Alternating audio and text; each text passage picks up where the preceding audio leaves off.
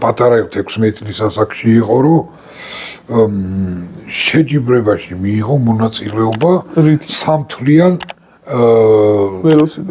ველოსიპედი არ იყო, ის იყო მოტოციკლი. ოღონდ როგორ იცი, წინ ერთი თვალი ქონდა და უკან ორი და ძრავი ეყენა უკან. ჩემსაც ბავშვობაში ძრავი არ ეყენა, მაგრამ ჩემი სამთვლიანი ხო და თან როგორი ის ქონდა, იცი, რომ რო ატარა და რაღაცა კი მოეწონა რა, მაგრამ რაღაც არ მოეწოლებოდა. ნუ რაღაც ისეთ სწრაფად არ დადიოდა როგორც თვითონ უნდა. და რატო სწრაფად არ დადის? ადგა დაშალა აწყო თვითონვე, თავიდან ბოლომდე დაშალა და აწყო, ნახარი ისგან იყო გამზადებული. თავი დაიმო. და ადგა და მეორე ძრავი დაუბადა. იმ ერთი ძრავით თან მოიგო, გააუმჯობესა თვითონ აწყო რა ის, რო დაშალა და აწყო, გააუმჯობესა, მოიგო შეჯიბრი.